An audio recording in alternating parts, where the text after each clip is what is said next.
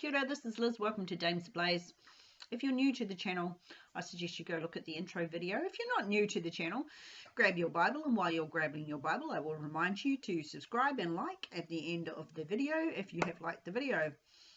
I have to apologize in advance. You're probably going to see a lot of my top of my head today because I have to work with my paper copy for a change because I had computer issues this week. So we are looking this week at John chapter 10 verses 3 to 6, and I'll read them to you now.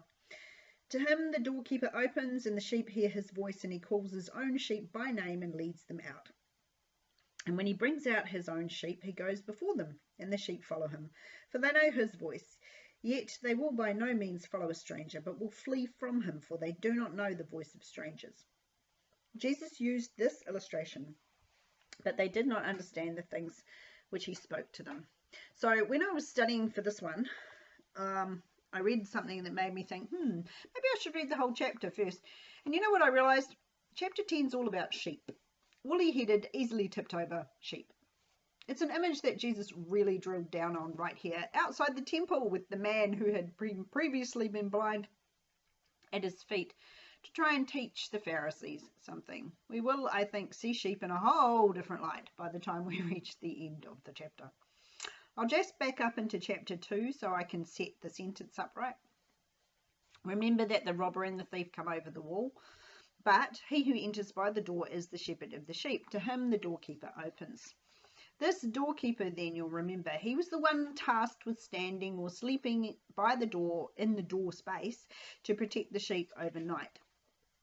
Doorkeepers, or porters as they were also called, were under shepherds, meaning I guess that it's the rookie's job to look after the sheep overnight. But don't go thinking that made them less respected.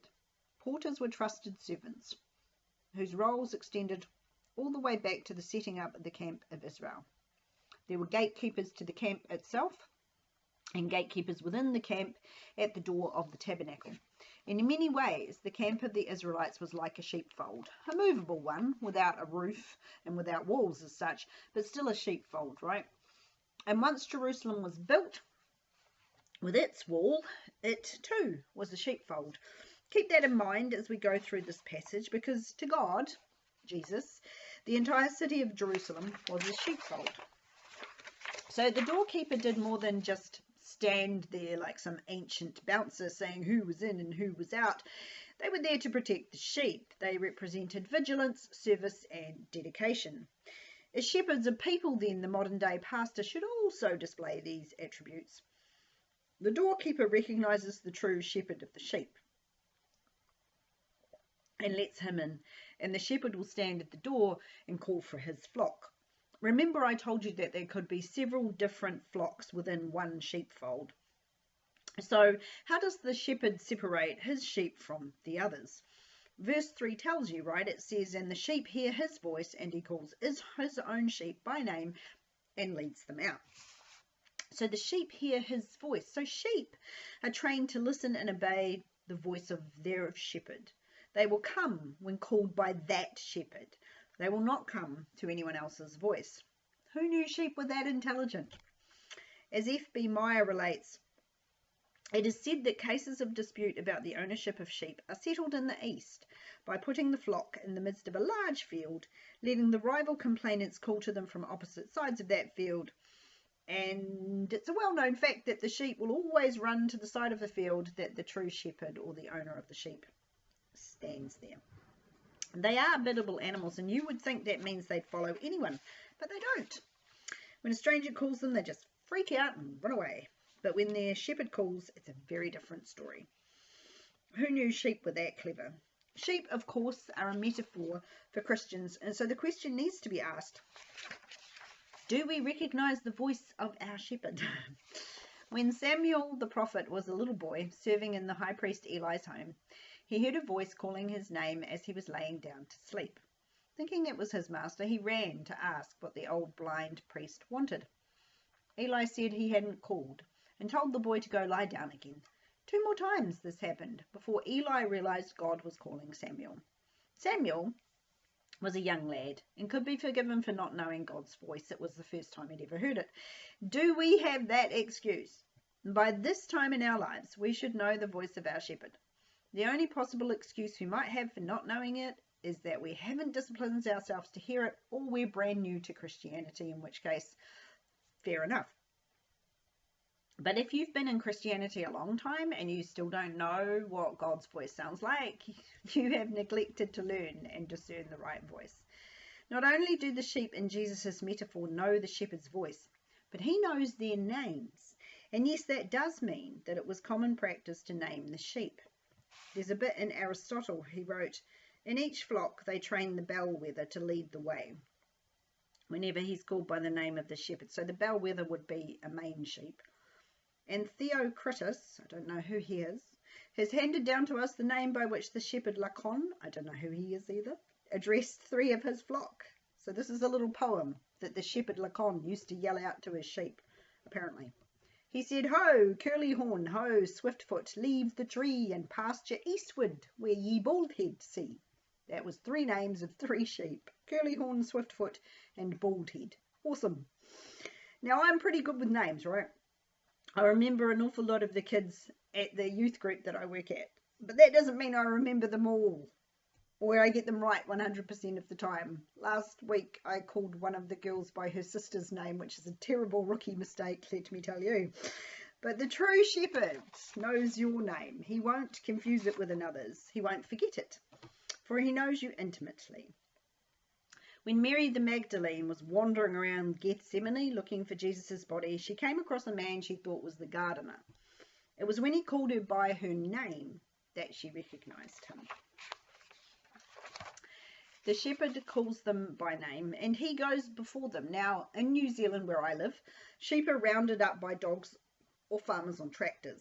They are driven from behind. But in the Middle East, the shepherd and the sheep are in such close relationship that the sheep follow the shepherd. So the shepherd, the true shepherd, leads them out of the sheepfold. All of them. Not one is lost in the shuffle. The sheepfold is a safe space, but there's not much food, and they're squashed in with other sheep. They need to go out and get fresh food, clean water, and a place of safety where they can be refreshed.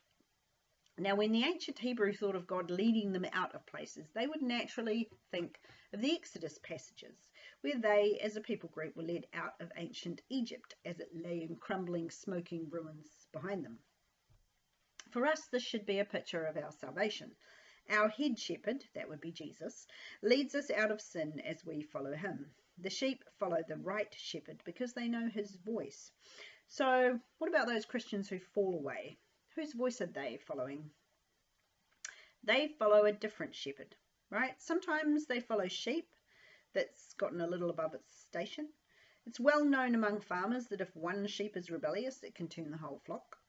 A sheep that is constantly trying to break out of the paddock can start to lead the rest astray. They give us a picture of those leaders in churches who forget that they are the under shepherd, not the actual shepherd. Following the shepherd means leaving the comfort of the sheepfold for the wider spaces. There are dangers out there, but the shepherd is with you. Whom then should you fear? When a disciple started following a rabbi in ancient days, they would leave their homes and occupations in order to become like the teacher they followed. Jesus' disciples were doing just that. They left their nets and then they followed him as he strode along the beach. Modern people don't have that impetus to follow the way of the master. They go to church too often church takes the place of the intimate relationship with God. Small group studies can help, but the true work of being a good sheep is to spend time in the Word for yourself. That's where you learn to recognize his voice in the intimacy of the prayer closet. So in the Middle East, when the shepherd goes to gather the flock, he calls them out of the sheepfold one by one. And when they are all outside of their nightly abode, he heads off, and they all drop into line, following behind him. What is Jesus doing as he travels from town to town, village to village? He's calling out his flock. Those who hear his voice and recognize it, get in behind and follow. The Pharisees had thrown out that lost sheep, but Jesus had gone to find him, to bring him into the flock, if possible, because he is not willing that any should perish. This is the difference between true shepherds and false ones. The true shepherd will seek out the lost one. He will go to find that one, and that one, upon hearing the voice of its true shepherd, will turn and follow, as the previously blind man does. But they won't follow a stranger. In this context, that means a shepherd of another flock. This is another character that Jesus is introducing here. He's not the robber or the thief, but a strange shepherd. From this person, the sheep will flee as if from danger. And that's even if this strange shepherd comes in the clothing of their own shepherd or speaks their name. They won't follow him because they know the voice of their true shepherd. We might, and often do, and possibly rightly so, consider sheep to be a bit, how shall I put this, thick. But they do have intelligence in some areas, and picking their shepherd out of a line of shepherds is apparently one of them. So why don't we? Why are so many Christians taken out of the sheepfold by wolves in sheep's clothing? Why are we so insensitive to the true shepherd's voice? Is it the tempter? Are we tempted away by our own desires? Is it the flatterer who drags us away by our own egos? What lie does the devil tell the faithful in order to make it seem like he's the good shepherd? And why are we so vulnerable to fall for it? It's a good practice to think about those questions for yourselves and come up with some ideas about what might make you personally vulnerable. But as for me, looking at verse 6, right, Jesus gives us some clue as to why some people are vulnerable to this. Verse 6 says, Jesus used this illustration. So that would be defined biblically as a proverb, a parable, a figure of speech, or an allegory even. The scholars debate about which one it is, but I suspect it probably doesn't matter which one it is. It's a word picture designed to stick to your mind. It's got hidden messages and undertones that are worth exploring, like many of Jesus's teachings do. It's a parable. Is it a parable? No. Is it a proverb? Probably not. Is it a figure of speech? It doesn't look like it. So that would seem to make it allegory, but does it really matter? What it definitely is something that makes you go, Something that you can ponder for days and never quite come to the end of. All the links and threads running back into the Old Testament and forward into the New Testament. It's something to make you think. It's an illustration. And that word is a good translation of the Greek because an illustration to us is a picture. And as we know, a picture's worth 1,000 words. These verses have probably formed a picture in your mind. Perhaps it's based on some old-fashioned art print with a small fence and half a dozen sheep. Perhaps I've rebuilt it somewhat with the size of the fence last time. You might also have formed a picture this week of the shepherd at the head of his flock, leading them out to clean pasture. Hopefully, you have understood the deeper messages embedded in the words, but according to John, they, and I suspect he's referring to the Pharisees here, didn't understand. They didn't get it. And so Jesus will launch into another word picture and then an explanation, and yet in the end, they will still not get it. And it will cause, unsurprisingly, division. It seems easy enough to me, but then I'm not an ancient Jewish man. Neither am I a leader in Israel. I think that they were so hell-bent on calling him out by this stage that they weren't willing to even think about his illustrations. But I hope they went home with images of fluffy little sheep running around their heads. In saying that they didn't get it, John basically tells you they're not his sheep. His sheep know his voice, right? But they didn't know it. They couldn't see past his rustic beginnings and his lack of training in any of their schools. They couldn't admit that God was walking amongst them. It's not such an unintelligible illustration, really. I mean, they were used to seeing deeper truths in simple everyday things. It's not like they didn't understand metaphor. I mean, I know that the disciples often failed to get it, but they weren't learned men. They were fishermen, right? You don't expect a fisherman to kind of understand anything about sheep on first hearing. Be different if Jesus was talking about, I don't know, sharks or something. But these Pharisees, they prided themselves on their scripture learning. They could probably quote the whole of Genesis through to Deuteronomy. Surely they knew Moses' story. Surely they could see in that story a shepherd leading sheep out of a sheepfold. In Numbers 27, verse 16 to 17, we get one of Moses' prayers.